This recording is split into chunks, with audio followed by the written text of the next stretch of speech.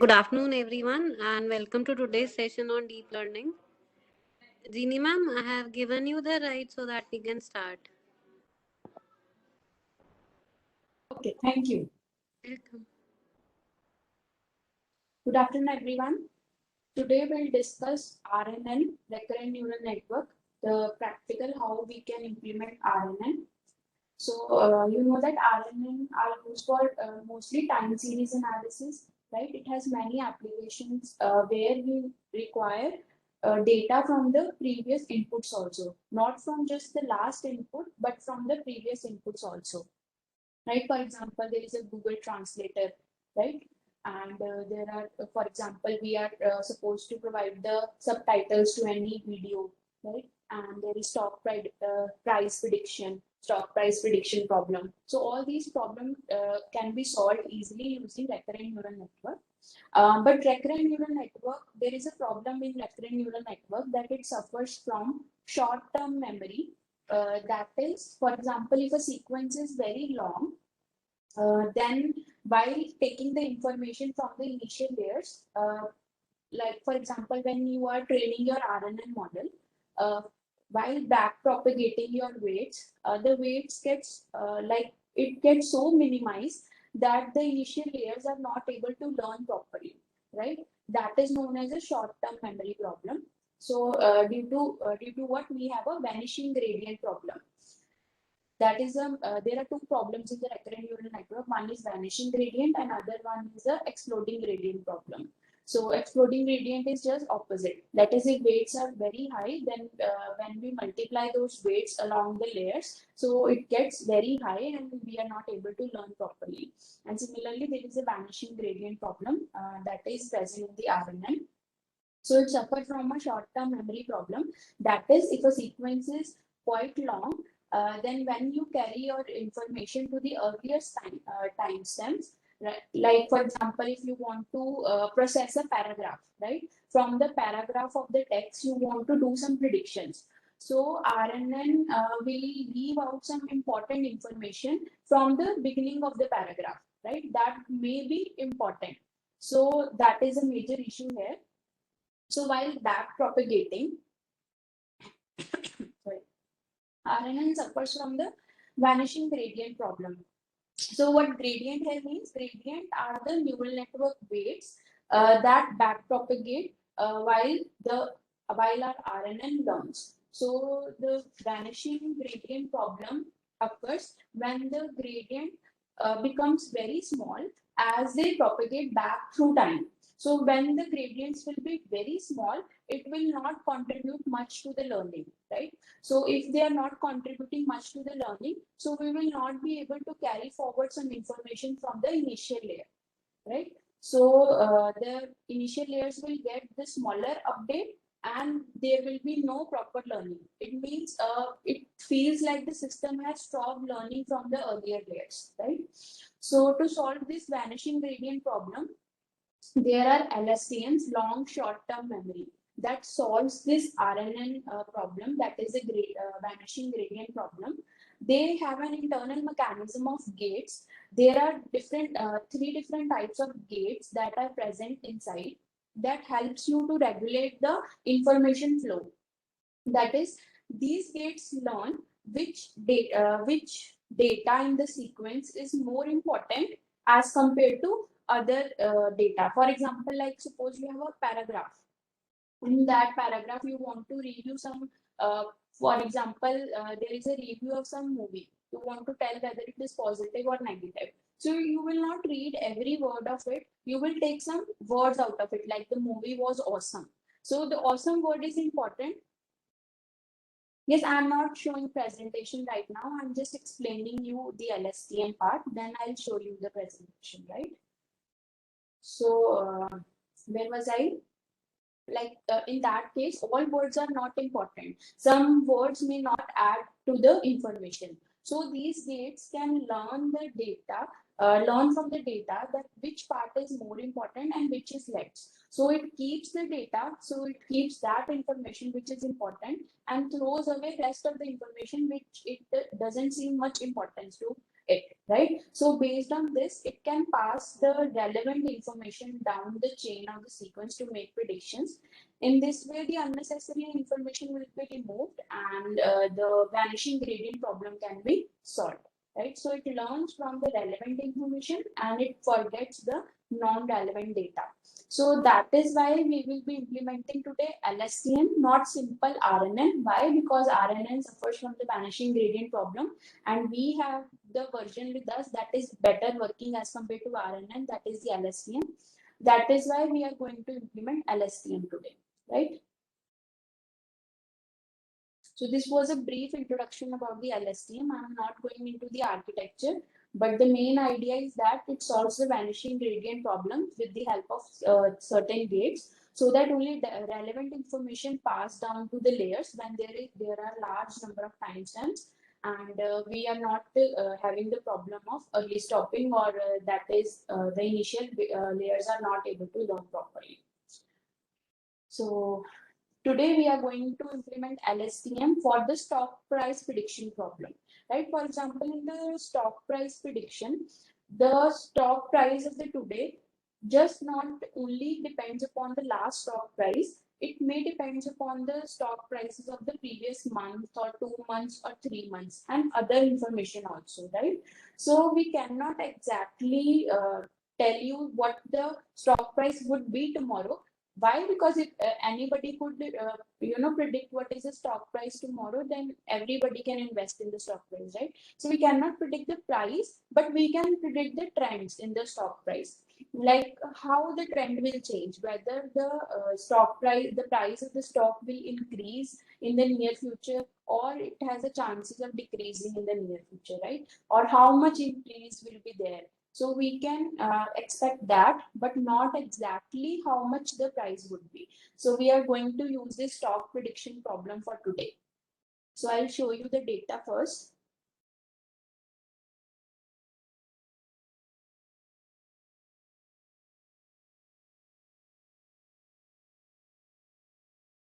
So can you see the Excel screen, Excel sheet? Yes, ma'am. Okay. So this is the stock, Google stock price from the year 2012, right? It is 2012, and I think it is up till 2015. 2016. It is up till 2016. So we have the stock prices based on months, right? So months and dates. So we have given the date, the opening price of the stock, what was a high at that time, low at that time, and what was the closing price, right? So based on this is a Google real-time data set from the Google. So you can try out different data sets. And today we'll be using this particular only one feature. I'll show you how to do with one features. Then you can add on different features if you want, right? So based on the opening price of the stock from 2012 to 2016, we are going to predict what will be the stock price in the January 2017, right? So based on this particular column open, right? So this is the data that we are going to use today. So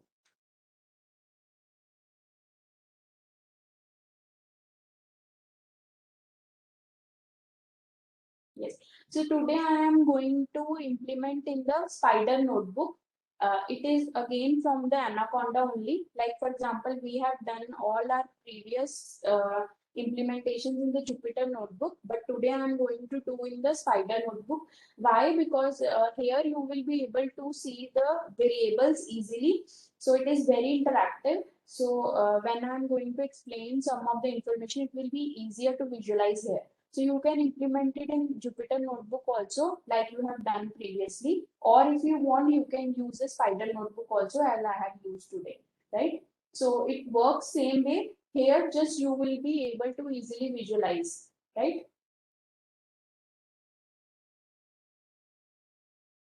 So we are going to implement the stock prediction using stock price prediction using LSTM. So first of all, we'll import the important libraries. we are going to import first of all NumPy, import NumPy as NP. Then we are going to import pandas and matplotlib.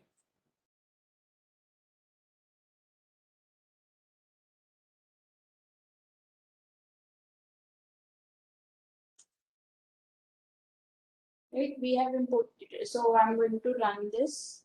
So you can see here in the right side, here we can see what we have run, right? For example, in the first line of the code, we have run these 3 lines. So here you can see that.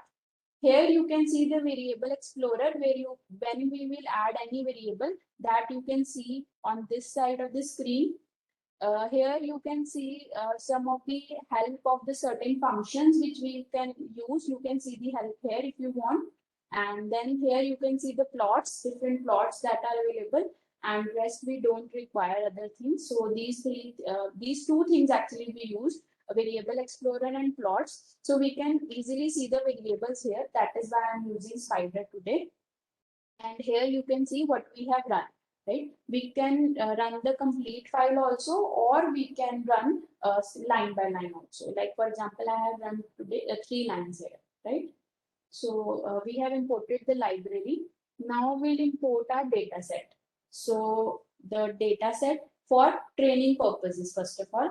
So I have 2 data set. One is Google stock price train that contains the training price that is from 2012 to 2016. And then one there is Google stock price test that contains the stock prices of 2017, January 2017, right? So for the training purposes, we are going to use this data set, that is training one. So I'm going to first of all define the path, that is from where I want my data to be. So I have written the path here that my data is present here in this folder. So I'm just going to copy this. So here you can give your complete path, or you can just like in the Jupyter notebook, you can add it in the current directory, and you can directly then put your file name .csv, and you can open that, right? So from where you can see your current directory, from here you can see that my current directory is C users and this folder Gini. So if I store my file here inside this, so that will be my working directory. For that I won't have to give my complete path. So instead I can just give my name of the file .csv, and I can directly open it. But I have not saved my this particular CSV file in the current directory, in this current directory. So if I am not doing like that, so I have to provide the complete path here, right? So your wish, you can do it either way, right? So now similarly, we'll load the data into the pandas data frame. So for that, pd dot read CSV, and inside that we are going to add our path. That is from where we want our data to be read, right? So you can also see it shows the suggestion side by side also. So you can see that suggestion also, and you can directly use them instead of writing the complete code. That is also Spider is easy to work with because it gives you suggestions side by side, right? So I'm going to run these 2 lines of the code. So you can see here easily that I have in the variable explorers, we have 2 variables. One is the path that contains the actual path of the data, and the data set train.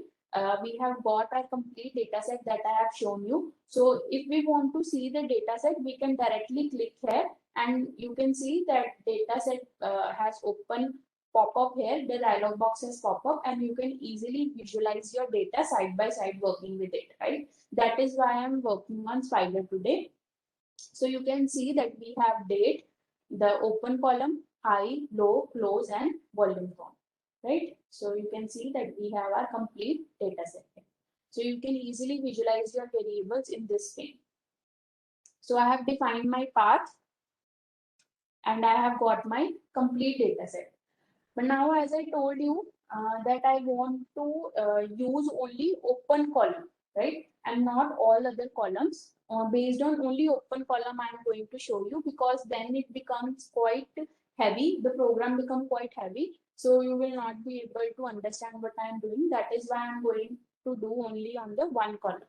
So we are going to, based on this complete data set train, we are going to define a training set that will consist of only one column, right? So training underscore set will be from this data set underscore train, will take out the one column out of it. So data set underscore train, right? So from this, what we want the first, we want a first column. Why? Because the index starts with 0. So this one is a 0 index and this one is a 1 index. So we want this 1 index, right? So we want the first index. So if we want the using indexing, we want certain values. So we use dot ilog function, right? So we discussed this in the first class, that ilog is used when we are giving the indexing, and dot loc will be used when we give the name of the index, right? So we are using ilog, and inside that, so I want all the rows and only first column, right? So column for all the rows and the first column. So I'm using here 1 to 2. Why? Because the upper bound is not included. So it will take out only one column out of it. And from here, we want all the values, right? So if I run this,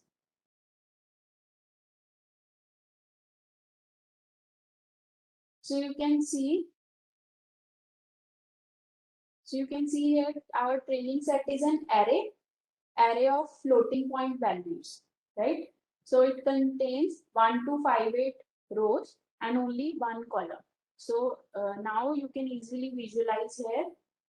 Like for example, if I open this and open this, so you can see our data is same. This open column.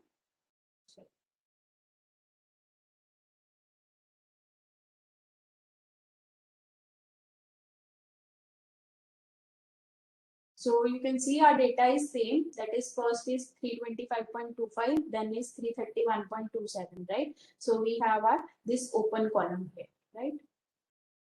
So I have used dot values here. Why? If I use dot values, then I will get an array, right? But if I don't use dot values, then I will get the data frame, right? For example, let me show you. I'm just, this is just to show you what we'll be getting. So if I run this without values, right? Just like this. So if I run this, so you can see we have got a data frame here, right? But we want values out of it. So if we see this, you can see it is open. We have an index here open and we have got a data frame with us. But we want an array of the values. So if we want array of the values, we use dot values function, right? So I'm going to run this again. So now you can see we have array of floats here instead of a data frame, right? That is why we have used dot values. So we have got our training set that consists of only one column, right? So before moving forward, first we will standardize our data. Like for example, feature scaling, right? So that all the values are in the range of 0 to 1. To get your values in the range from 0 to 1, we are going to use min-max scaler, right? Last time we used standard scaler. Standard scaler is used when we want our data with all the columns having mean 0 and standard deviation 1. And if I want my data to be normalized and all the values should be between 0 and 1, so in that case, we are going to use a min-max scaler, right? So I'm going to use min-max scaler. So library will be same from sklearn dot pre-processing import.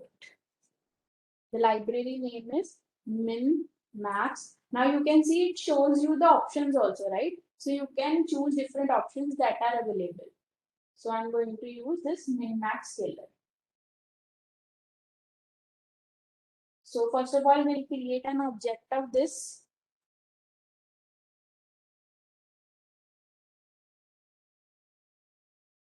Right? So this is how we create an object. So inside this, we can add the range also, in what range we want our data to be, or it can also take the default values, right? So if I want my range to be between 0 and 1, so you can see here, it also shows you the argument, that the argument is feature underscore range. So I just press enter and it will directly take the values, right? So you can use this. It is very interactive. So I want my values to be between 0 and 1, right? So I have defined my object of the min-max scalar class. Now I'm going to scale my data. So to show you the difference between both, I'm going to store this in another variable, training set, training underscore set underscore scale. So inside this, I'm going to use fit transform function that is going to fit our data to the required form and then transform it, right? So first transform the data into the required form and then fit, right? So I'm going to put my training set into it.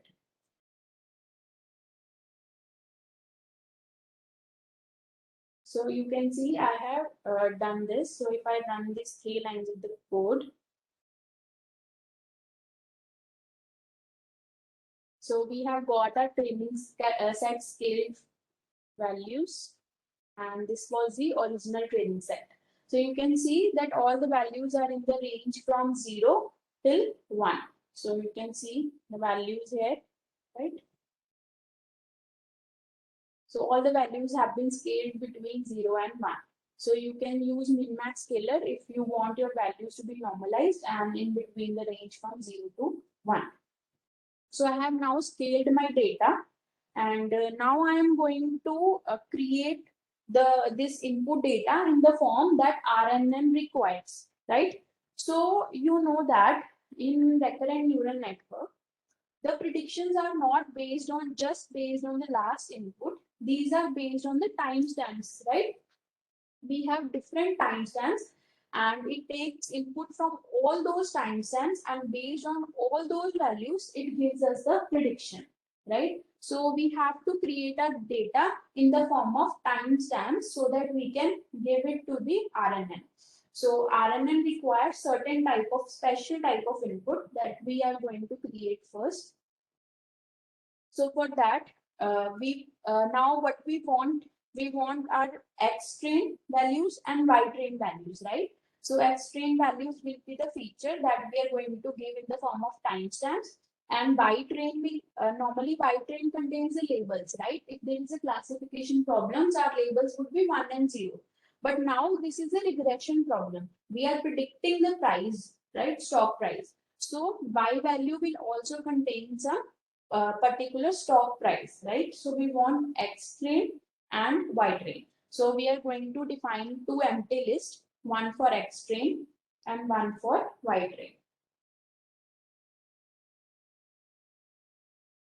Right? So I have created 2 empty lists. If I run this, so you can see here that I have 2 lists, one and it is empty. It contains of 0 elements, and similarly Y train, that is a list, and that also now you can see that the size of the list is 0 and it is empty. Now we are going to populate these X train and Y train based on how we want our predictions to be, right? So it is very important and a little bit complicated. So just listen to it properly. So let's suppose we are going to use 50 timestamps. So it means based on the previous 50 stock prices, we are going to predict the stock price, right? So we are going to use here 50 timestamp, and based on last 50 inputs, we will have one output. So our X train will contain 50 timestamps for one input, and one Y train will contain one output based on those 50 timestamp. That is, if we are suppose using 1 to 50 values for the input, then 51 stock price will be our output, right? So we are going to generate our data in this time stamping formula, right? So you got that? So we want our data with the previous 50 stock prices so that we can predict the 51st stock price, right? So for that we are going to apply a for loop so that we can get like for example how this will work if we take in short, that is if we take 0, we start from the index 0. It means that if we are taking 0 to 49 values in the X train, then 50th value will be in the Y train, right? For the first.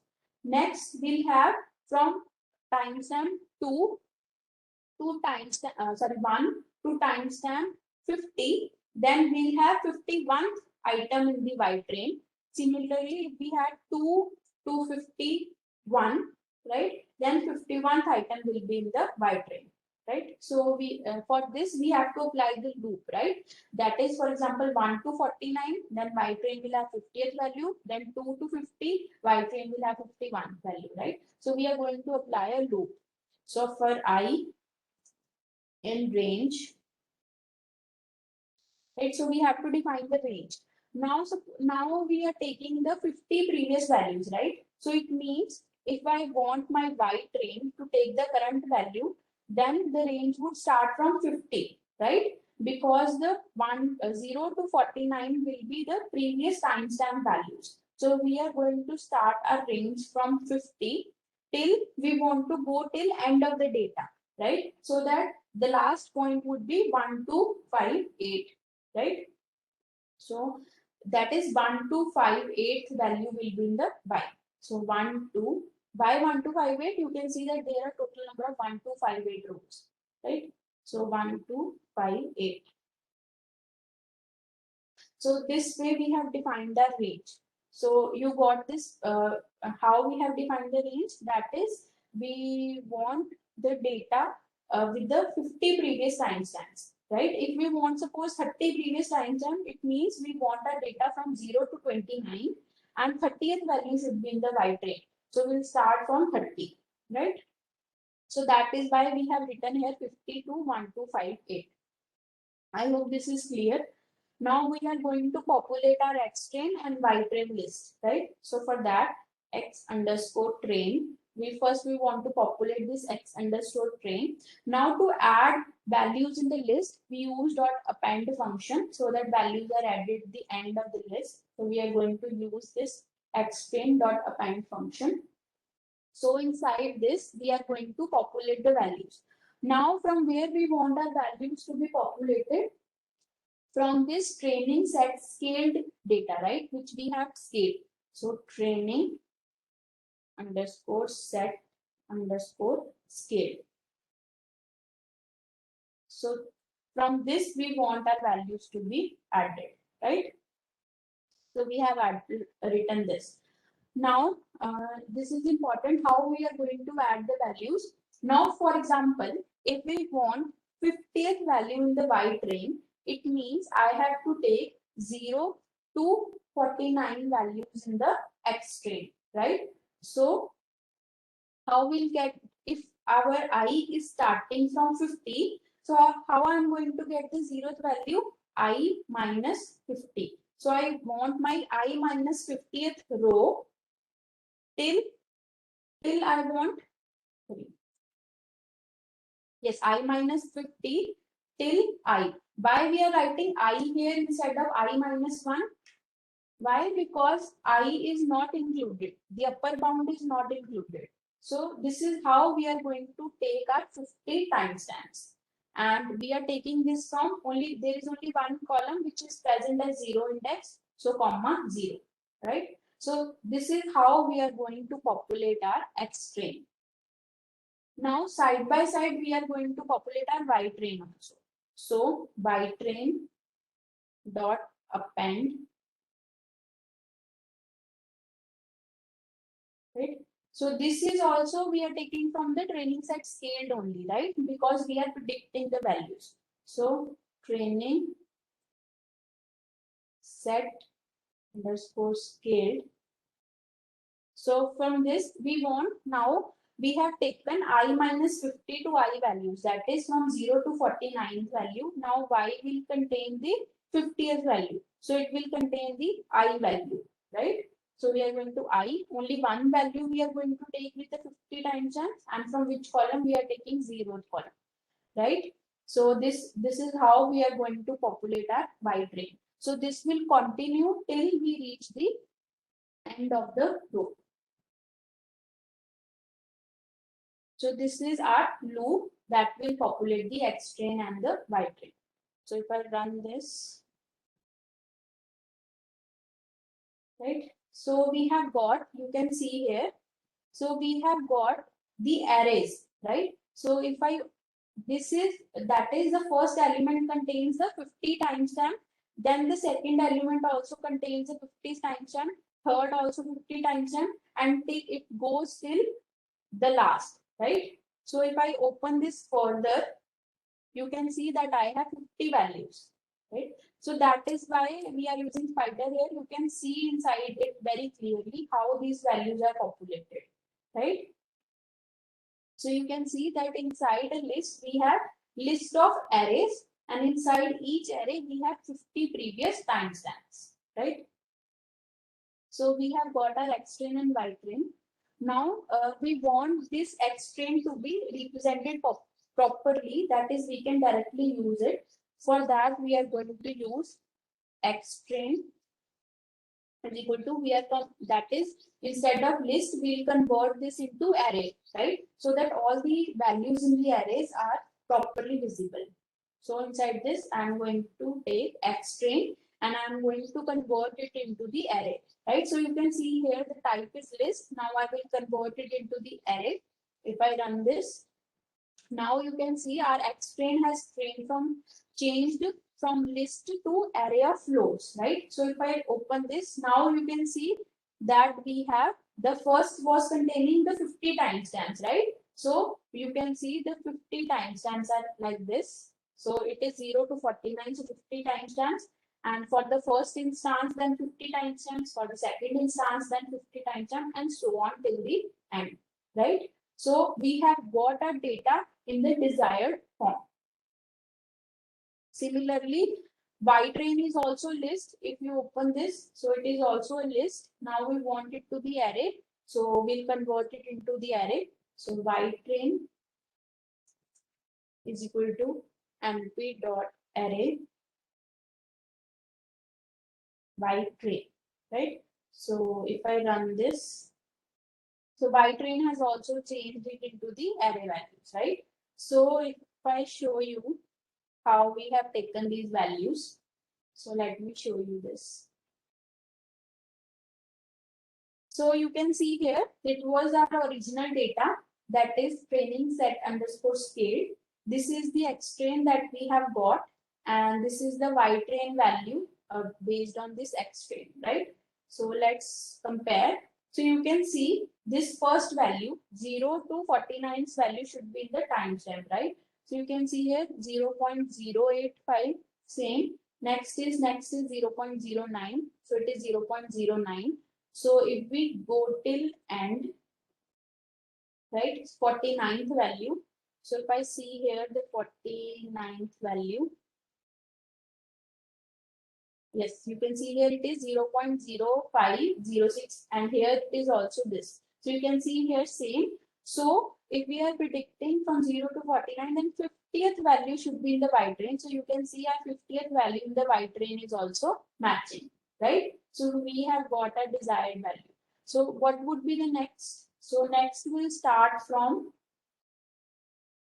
so if you can see, so next we'll start from 1, right? 1 is same. So it will have many values that are same, right? You can see all the diagonal values here are same. Why? Because we are repeating the information here. So it will start from 1 to 50. So you can see here 50, right?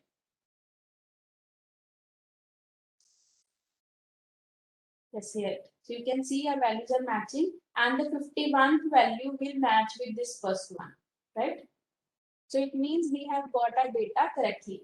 So you can easily visualize this. So this was the input part.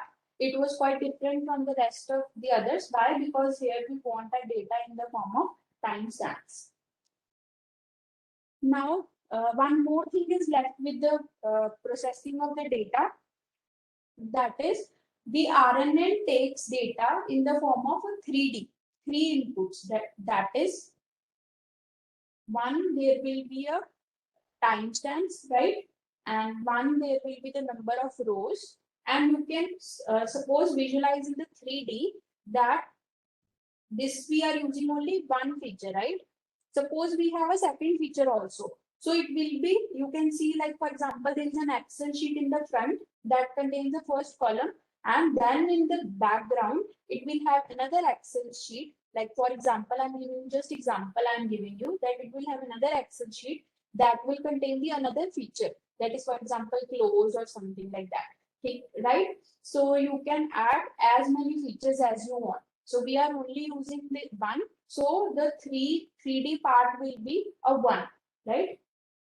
And if we have suppose 2 features, then there will be 2 sheets back to back. So we'll have our third dimension to be 2. So we are going to reshape our data so that RNN can get the input out of it. So RNN requires 3D type of data. So we are going to reshape our XString. So for that, we are going to use dot reshape function and p dot reshape. So inside this, I'm going to use. So what I'm going to reshape, I'm going to reshape x underscore train, and inside that we are going to tell that what type of input we want. So we want our input to be a 3D type, right? So the two dimension would be the same as that were of x train. That is, it was 1208, 50, right? So we want two dimensions to be the same. So we'll just put x train dot shape of the zeroth, right? So if I show you here what we get, let me show you first. X underscore train dot shape of 0. So if I run this alone, so you can see here we have got the number of rows. So if I want number of rows, I will get this x train dot shape 0. Now I want this number of columns, that is number of columns contain the timestamp. So I want 50. So for that, what I will do, I will take, instead of 0, I will take 1. So if I run this, so you can see we have got 50, right? So that is what I am putting here. So we have got our first, and similarly, I'm going to take our second shape, that is x train dot shape of the first, that is the number of timestamps. And last is how many features we are using. We are only using 1. So the last would be the 1, right? That we have got a 3D shape. So if I run this, now you can see that x train is an array of float that contains 1208, 50, right? So if I run this, so now you can see our x train has changed to a 3D, 1208, 51. So if I open this, now it will be a little bit difficult to visualize. So what we have done here is, you can see that this one was the first timestamp. In the background, we have the second timestamp. So if you want to see, we are using here only one axis. Suppose we see this two axes we want to see. So you can see with only two axes, we are able to see this complete timestamp. And there was one also added, we added another value to it. That is why it was showing the symbol, right? So this is our desired shape. So we wanted our data to be in the 3D form. So this was all about the data processing. So any doubt in this data processing? If you have no doubt, then we can build the RNN model. But it is very important that how we got this the timestamps. So if you have any doubt, you can ask.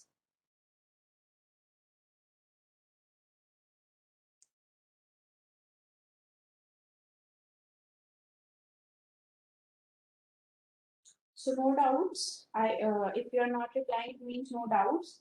So we are going to build our RNN model, that is the LSTM,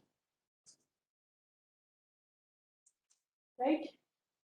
So it is just like we did for the feed-forward neural network.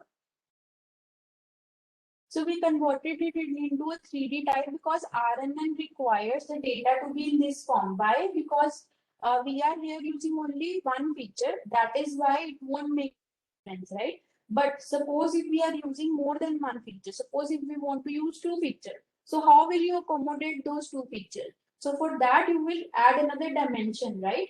So first dimension will contain the 50 timestamps of the first features. The at the background, there will be another dimension that will contain the 50 timestamps of the second feature, right? That is why we require it in the 3D to add more dimensionality to it, right? We are only using one feature, but we want more features, then we have to add this dimensionality. So in generalized, RNN take 3D input, right? So now we are going to import the layers. So from Keras dot layers. Now this is also a sequential model. First of all, we are going to import the model, right? So for from Keras dot models, import sequential,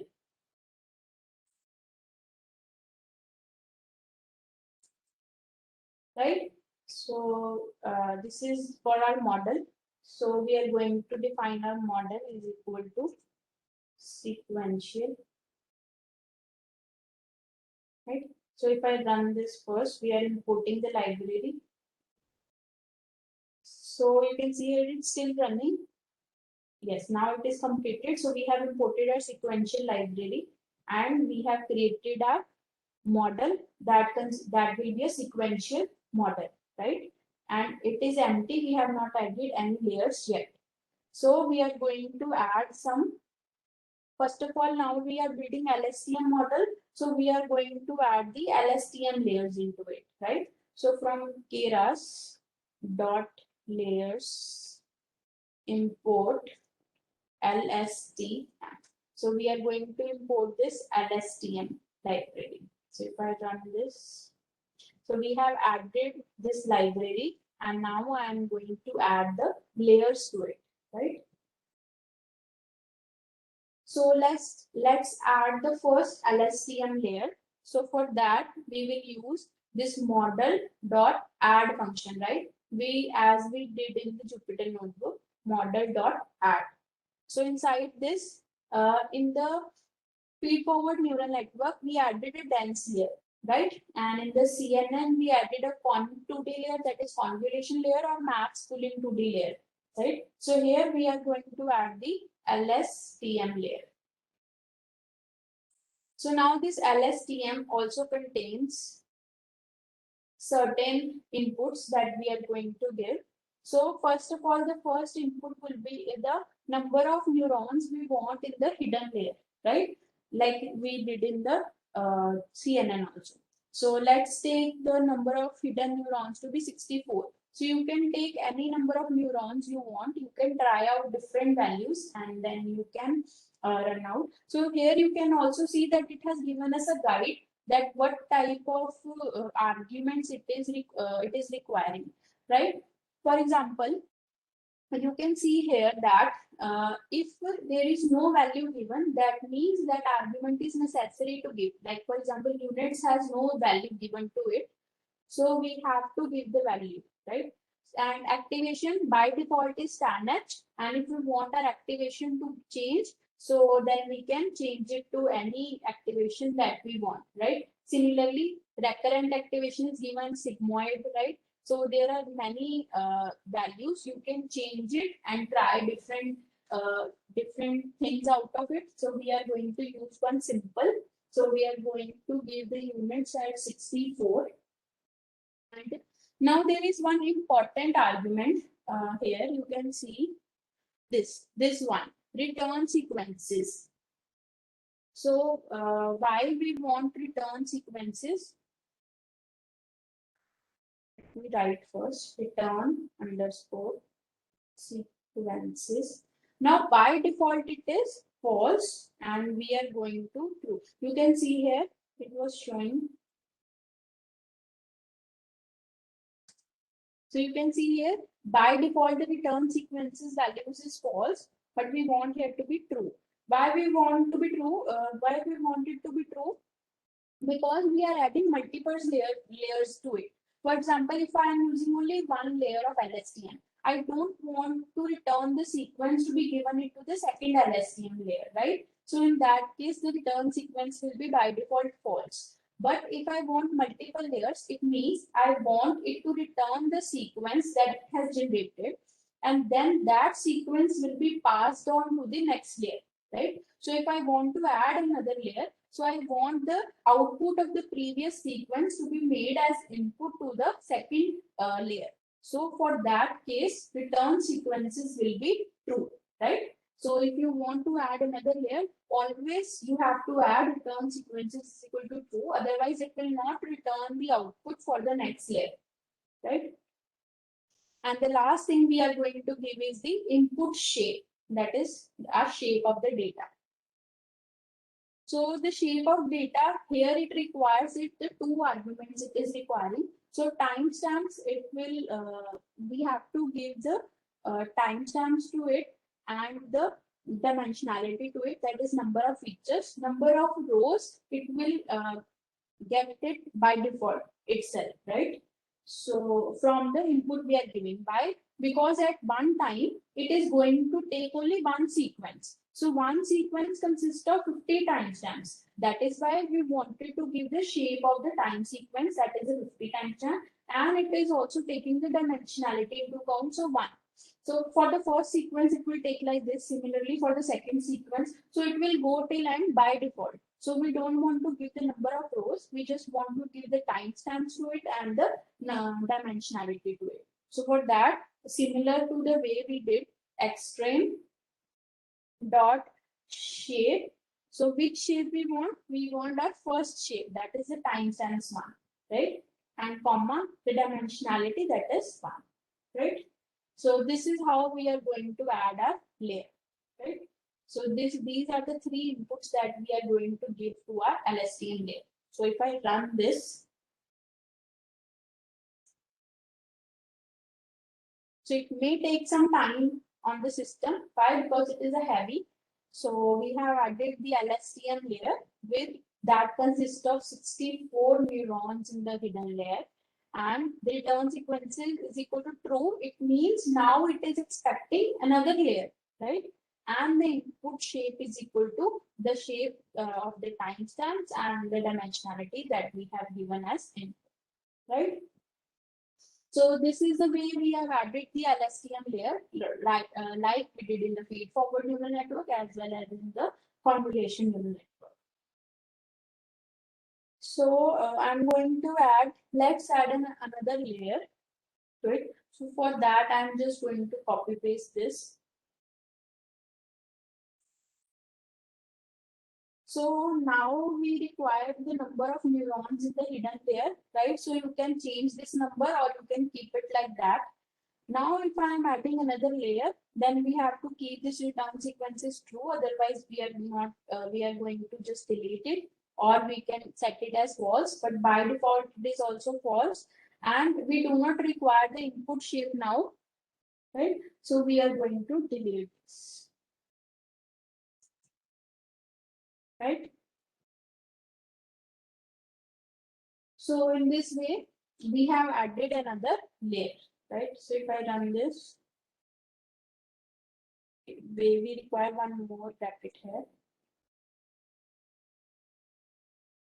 So like this, we have added the two LSTM layers. Now we have added return sequences is equal to true here. It means it is expecting another layer, right?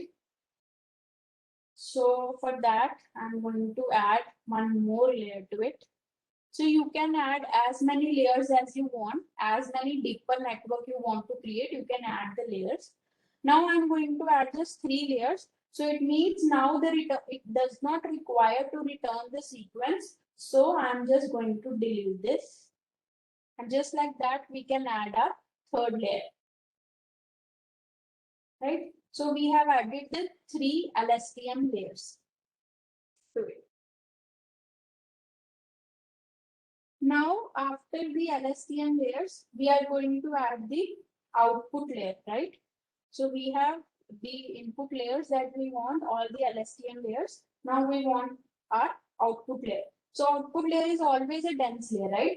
Why? Because the output neuron is connected to each and every neuron in the previous layer, right? So we want the dense layer. So for that, we are going to import from Keras dot layers import dense layer, just like we did in the previous networks also. So from Keras.layers import dense. We have added, so we want to add the dense layer to our network. So for that model dot add.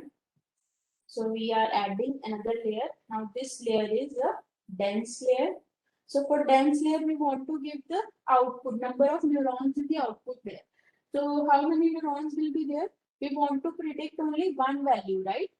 From the 50 previous values, we want to predict only one value. So the number of neurons in the output layer would be 1, right? So if you wanted to predict multiple values, then the number of neurons in the output layer will increase or will increase, right? So if I am running this, I have added a output layer also, right? So I have added all the layers. I have added the output layer. So what I am left with it now? So I'm only left with now is compiling the model. So we have completed the creation of the model. Now we are going to compile it. So model dot compile. So we are going to compile our model. So in that, what type of arguments were there? So first was the optimizer. So optimizer, the similar way we did there. So Adam optimizer we are going to use like we did in the previous one. You can add other also. So you can see here the by default optimizer that is used is RMS Pro, right? So you can try different optimizers also. So you can see which type of optimizer is giving you the best results. And the next thing we are going to use is the loss function. So for the classification problem, we did the cross entropy, right? Binary cross entropy for a two-class classification problem. And if we had a multi-class classification problem, we did the categorical cross entropy. So if we have the regression problem here, so what type of loss function we use? For the regression problem, what type of loss function we use? We use the mean squared error, right? So the loss function we are going to use is the mean squared error. So mean underscore squared underscore error. So for the regression problems, instead of using cross entropy, we are going to use the mean squared error. So that is the two arguments that we require for our compile model. So if I run this, so you can see that our model has been compiled, right? And now I want the, we have done with the layer, addition of the layers, we have done with the compilation. So now we are only left with the fitting of the model, right? So model dot fit. Now we are going to fit our model, right? So for that, what inputs we want? Now we are fitting, so we want the original X values also. We want original Y values also. We want the number of epochs that we are going to train our model on. And the next thing is the batch size. In what batch size you want your model to be trained. So I want to give X train, Y train, epochs. Let's start with 100 epochs, then we can increase or decrease depending upon whether our model has converged or not. And the next is a batch size. So let's take the batch size to be 16. You can try 16, 32, any number of batch size, right? So if I'm going to fit our model. So I'm going to run this. So it may take some time on your system because it's heavy, but it can take less time also. So you can see our training has started. It is approximately taking 1 second to run the epoch, right? So you can see we have very less error here.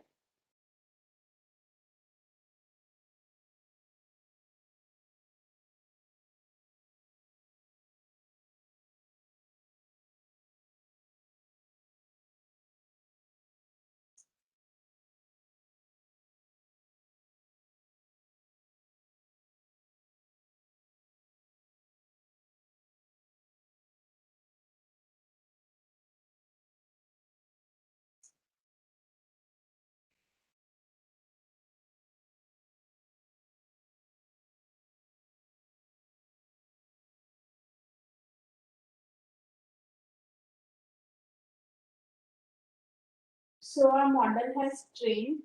So let me show you the loss values here.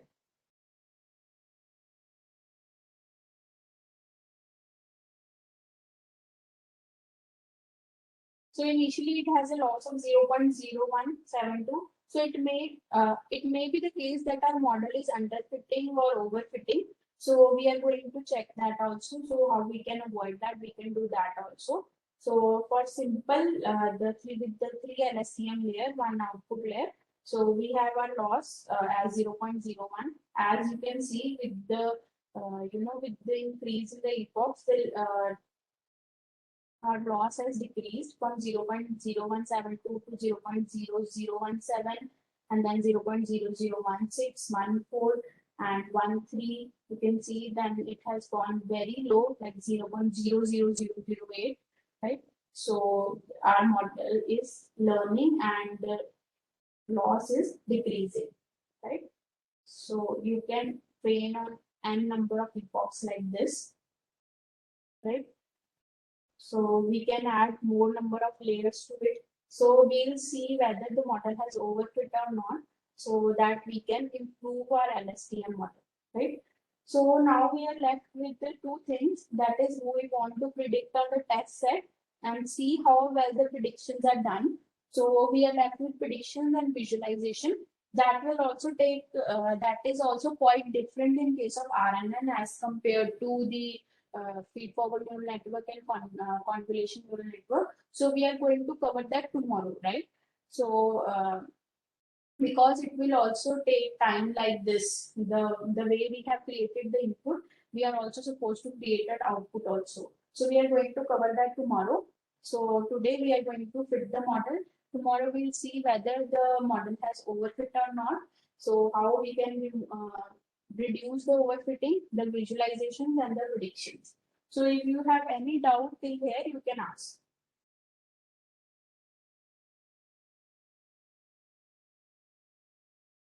So to summarize what we have done today, we have first of all imported the usual libraries that we use. Then we have our Google stock price prediction training dataset. From that, we took out only the one feature out of it, right? So that we can build our model based on only one feature. And then we scaled our data using the min-max scaler so that all the values are in the range of 0 to 1. Then we populate our X-train and Y-train values as required, right? So in the RNN, we require multiple timestamps so that the input output is not only dependent upon the previous input, it is also dependent on the number of previous inputs, right? So that is why we had this vanishing gradient problem, right? Suppose we take the 70 or 80 previous timestamps. In that case, it may be the case that initial timestamp does not add much to the information as it should be added in the normal RNN.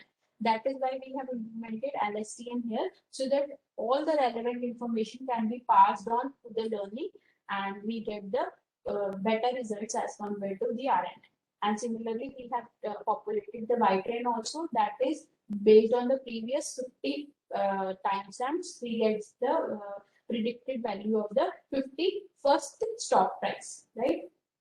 So then we added, after populating the data, we have converted that data into the desired shape, that is in the form of the array.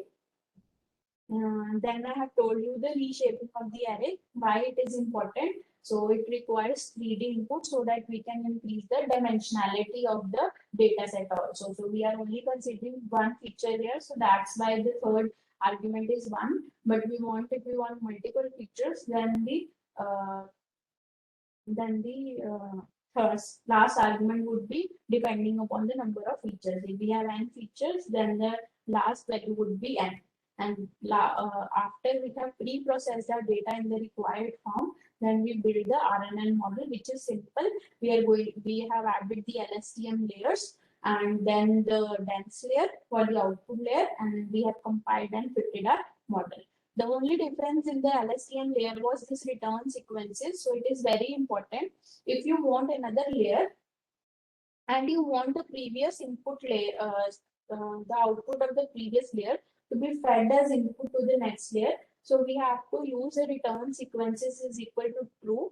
But if we are not adding any other layer, then we can use return sequences as false, or by default it is false, so we can remove it.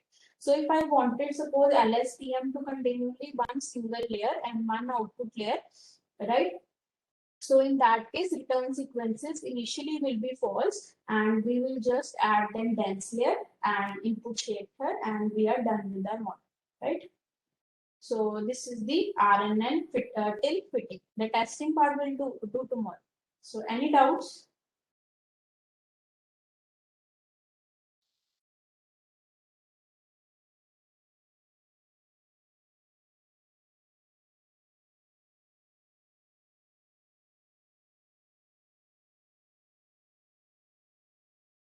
Hello. Yes. I have two doubts. The first one is on the Y train. So how long is the Y train? It's like 50 plus 51 plus 52 up to 1258.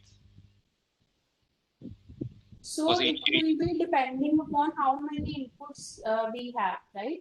So it will be like, for example, the last value of the, suppose we have in the original data 1208 values, right? So the last value 1208, that will be in the Y train, and the previous 50 values will be in the X train, right? So Y train will contains all the values that are in the initial data set. For each value we are predicting, right? Okay. So that is why 1208 values are there. That is the number of rows. How? It will be minus 50, right? It will be like, for example, initially 50 values were used in the training. From the 51st, we wanted our predictions to be, right? So whatever will be the size of our data set, it will be the minus the timestamps. Okay. But for one, for example, that is based on 50 values, we are predicting only one value. That is only one price we are predicting. But each time you are adding 50 values to the X train. To the Y I'm referring, because No, the range starts from 50 to 1258. So that will go up to 1258. Yes, from 50 first, it will go till 1258. So the final value will be 1208. Why? Because initial 50 values are not there in the Y train. Okay. Okay. Yes. And my second question is the shapes of the X train, and how did you choose the shape basically? So the first value is just the number of rows that are present. That is the number of instances, right? So I have not chosen this. It depends upon the data set that you have, right? Okay. And the next one is the number of timestamps. That is how many previous values you want to use to make the next prediction.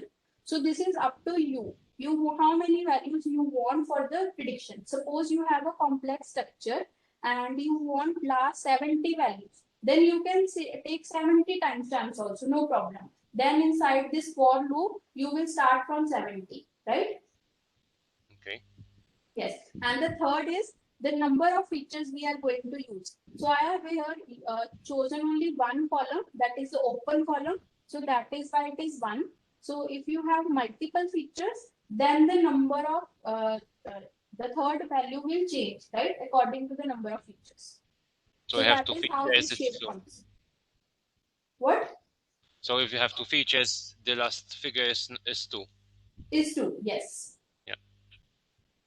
Okay. Thank you very much. Thank you.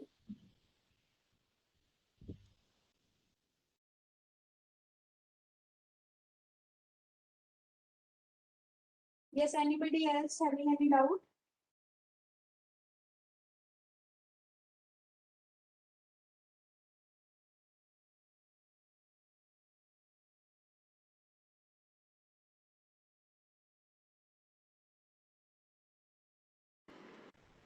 So anyone else who is having doubt?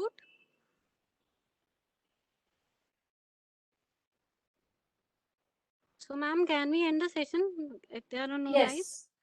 Yes, we can end the session. Okay. Thank you so much, ma'am. And thank you everyone. I have pasted the attendance link in your chat window. So kindly submit your attendance within next 10 minutes. Thank you.